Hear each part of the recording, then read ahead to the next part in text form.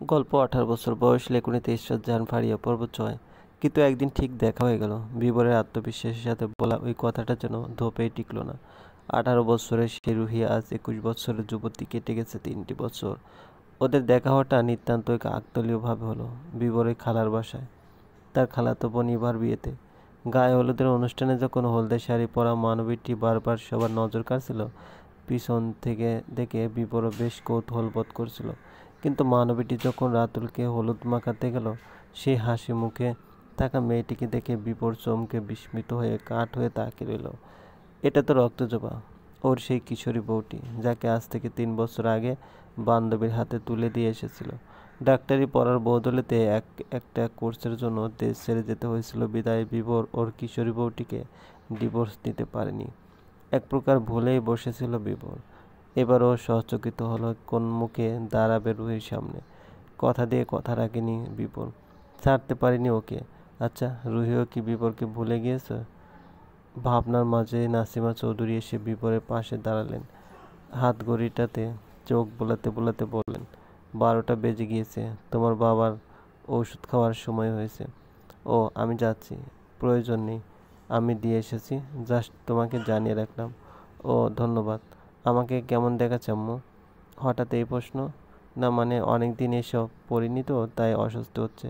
নাসিমা চৌধুরী হেসে বললেন, রাজপুত্রকে সবসময় সুন্দরী লাগে, পাশে রাজকন্যা দরকার। বিবর মায়ের পাশে বসে থাকে।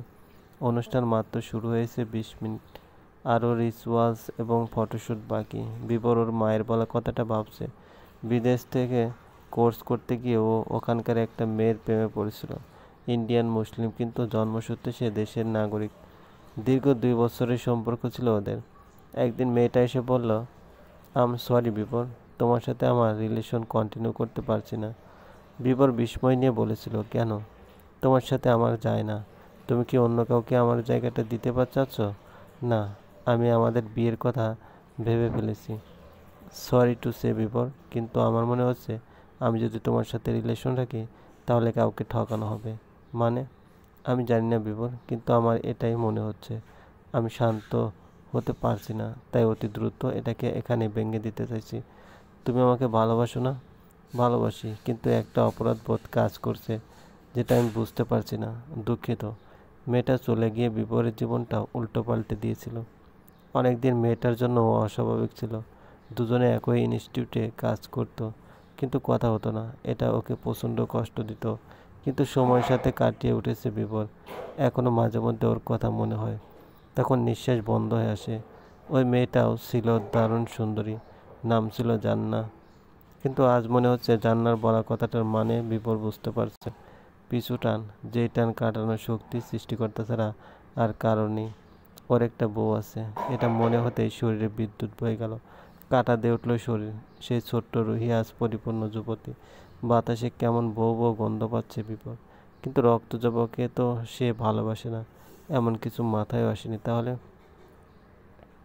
নাসিমা বেগম ছেলের পাশ থেকে উঠে গেলেন। সম্প্রতি দেশে ফেরা বিবরকে নিয়ে সবার কৌতূহলের শেষ নেই। আত্মীয়রা এরই মধ্যে নিজেদের মেয়েদের এক প্রকার সাজিয়ে গুছিয়ে প্রস্তাব পাঠাতে শুরু করে দিয়েছে। এমন রাজপুত্রকেও হাতছাড়া করতে চায় না বিবর। এসব কথা ভেবে মুচকে হাসে। তার এখন প্রাক্তন আছে, ফ্রিতে বউও আছে। একটা গার্লফ্রেন্ড জোগাড় করার খুব ইচ্ছে থাকা সত্ত্বেও ওই দুটি মানবীর জন্য বোধ হয় তৃতীয় কোনো নারী ওর জীবনে পদার্পণ করবে না। আবার করতে পারে। ভালোবাসা ছাড়া কি কাউকে আটকে রাখা যায়? যায় না। গরমে ঘেমে শেষ রুহি। গায়ে হলুদের অনুষ্ঠানে যে এত লোক হয় তা নিজের চোখে না দেখলে বিশ্বাসই হতো না। এবার কানের কাছে ফিসফিস করে বলল, আপু, তোমাদের এত স্বজন কেন? আমি তো অতি কষ্টে আর গরমে জর্জরিত হয়ে যাচ্ছি। এবার হেসে বলল, বোনের বিয়ে দিতে চাস? একটু খেসারত হতে দিতেই হবে। তোকে কিন্তু আজকে অবসর লাগছে। ধুর, তোমার সাথে কথা বলাই বৃথা। আম্মু কই? বল না আমাকে 1 গ্লাস পানি দিতে। বড় মাকে ডাকার দরকার কি? আমি এনে দেব। এত ভারী সাজগোজ করেছিস, আবার বোয়াগিরিও করবি? পার্লারের টাকাটার কোনো দামই দিচ্ছিস না দেখি। দেখো, আমি একদম ন্যাচারাল সুন্দরী। জানি। তুমি কেমন ন্যাচারাল বান্দরনি। এবার সাথে খুনসুটি করে রুহি পা বাড়ায় নিচে। সিঁড়ি দিয়ে অতি সাবধানে নামছে, কারণ শাড়ি সামলানোর অভিজ্ঞতা ওর প্রায় নেই বলেই চলে। নিচতলায় কেউ নেই। অনুষ্ঠান হচ্ছে ছাদে। রুহি ডাইনিং থেকে পানি নিয়ে ছাদের সিঁড়িতে পা দিতে পিছন থেকে ভেসে এলো অতি পরিচিত কিন্তু নিতান্তই অপরিচিত একটি পুরুষালী কণ্ঠ। কেমন আছো? বুক কেঁপে উঠল রুহির। পিছন ফিরে তাকানোর সাহস বা ইচ্ছা কোনোটাই ওর নেই। হ্যালুসিনেশন ওর মাথাটা খারাপ করে দিচ্ছে। আজকাল একটু বেশিই হচ্ছে। কাগজের স্বামীটা প্রায় ওর মস্তিষ্ক দখল করে নিজের আয়ত্তে নিয়ে নেয়। তখন রুহি ঠিকঠাক কিছু ভাবতে পারে না। অভিমান জমা হতে হতে পাহাড়ের আকার ধারণ করেছে। প্রতিবার পিছন ফিরে কাউকেই দেখতে পায় না রুহি, তাই আজও এড়িয়ে যেতে চাইল। পা বাড়ালো সামনে। স্টপ ইট মেয়ে, কি বলছি শুনতে পাচ্ছ না? রুহি এবার সত্যি ফিরে তাকায়, তাকিয়েই বড়সড় ধাক্কা খায়। গলা দিয়ে বেরিয়ে আসে কাঁপা কাঁপা কিছু শব্দ।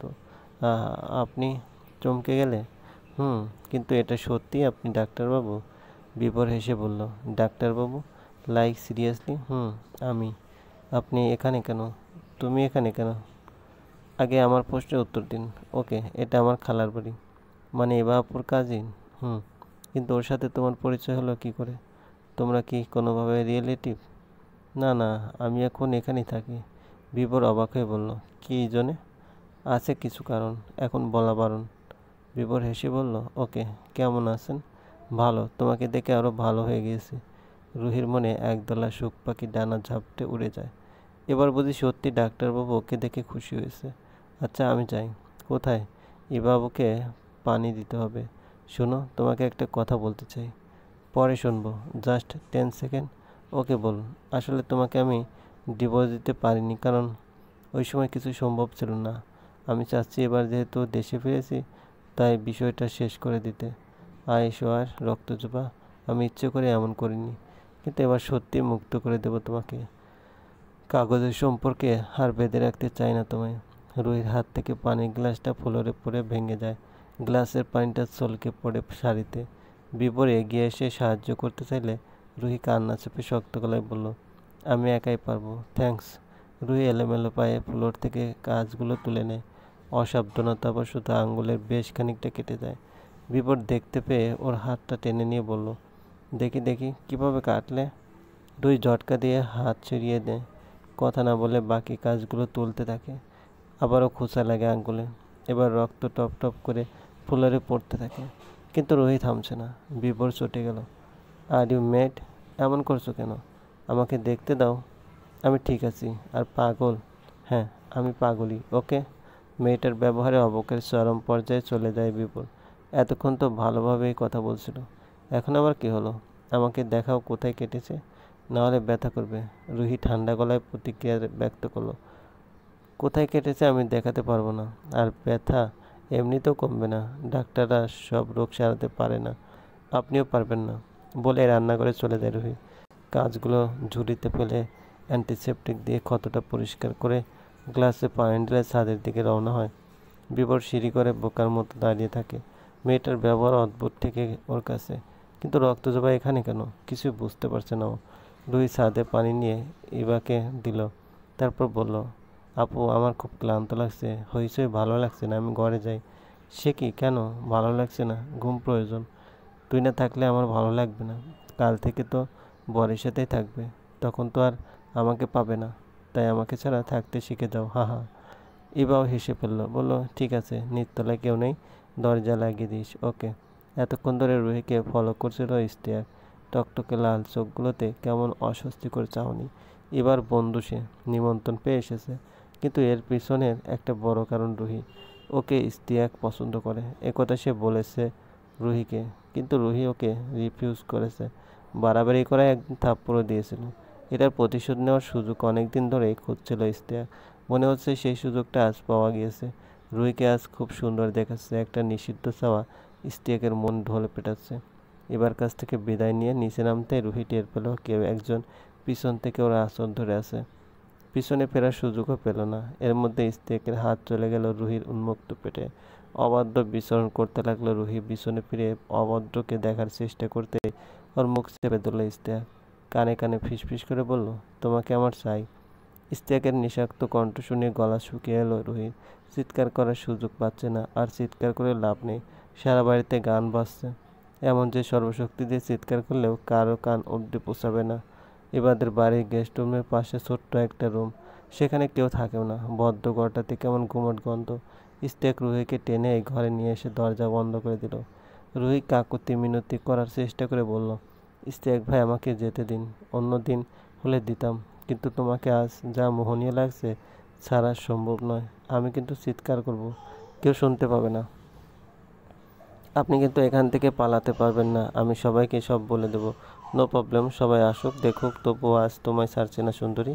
বলে রুহির হাতের পিঠে তপ্ত চুমু খেলো ইশতিয়াক। রুহি কেঁদে দিল। লোকটাকে সরানোর চেষ্টা করছে কিন্তু পারছে না। রুহির গলায় ঠোঁট বসলো ইশতিয়াক।